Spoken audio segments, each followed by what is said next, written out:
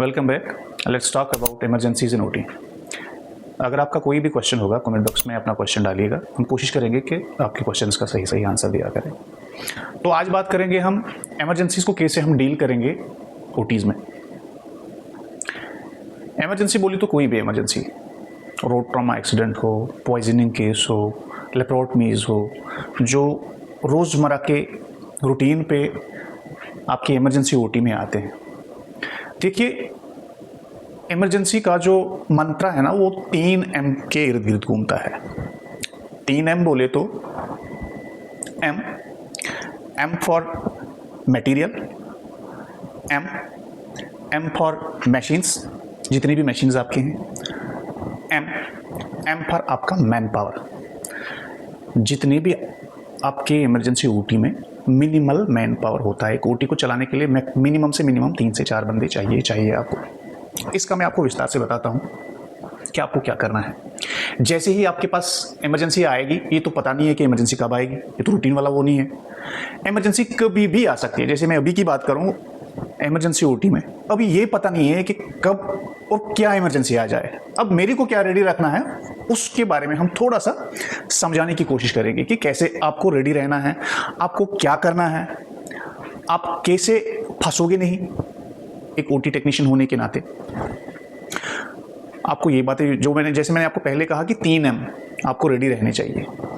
Material आप देखोगे, आपके पास जितना भी मटेरियल है, चाहिए आपके इंट्यूबेटिंग ड्रग्स होंगे, आपके स्पाइनल एनेस्थीसिया की चीज़ें होंगी, स्पाइनल नीडल्स आते हैं उसमें, स्पाइनल ड्रग आता है उसमें, स्पाइनल सेट्स आते हैं उसमें, वो लेके। और मटेरियल में बोले तो हर कोई चीज़ ऐसी जो आपको एक पेशेंट को इंड्यूस करने में काम आएगी। यहाँ तक ठीक है।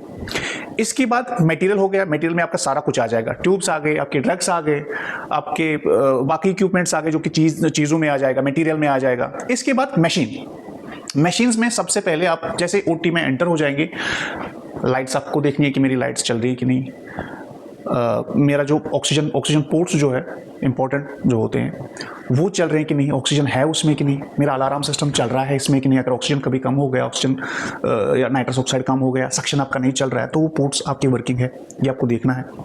इसके बाद एनेस्थीसिया मशीन आपकी वर्किंग कंडीशन में है।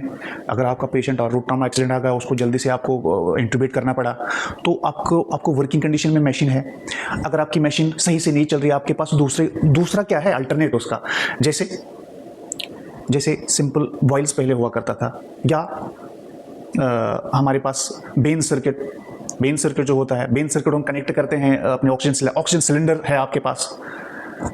आपका जो ओटी टेबल है वो वर्किंग कंडीशन में, आपकी जो सियाम है वो वर्किंग कंडीशन में होनी चाहिए। आपके जो मशीन्स मानिए जितने भी मशीन्स आते हैं, आपके सिरिंज पंप्स आ गए उसमें, जितने भी मशीन्स होते हैं। इसके बाद मैन पावर है, तो अकेले तो हैंडल नहीं कर सकते हो आप। आपने ये सब चीज़ें देख लिया, अब आपको मैन पावर चाहिए। मैन पावर किस लिए चाहिए आपको? अभी पेशेंट आ गया आपके पास, रोड ट्रॉमा एक्सीडेंट आ गया, कोई और पॉइजनिंग वाला केस आ गया, आप अकेले तो नहीं कर सकते हो। उसको हैंडल करने के लिए आपके पास 2 से 3 बंदों का मैन पावर होना ही होना, तो आपको ये अरेंज होना चाहिए। तो इमरजेंसी को हैंडल करने के लिए आपको यही 3M माइंड में रखने हैं कि चाहे कोई भी इमरजेंसी आ जाए, आप हैंडल कर सकते हो। Thank you.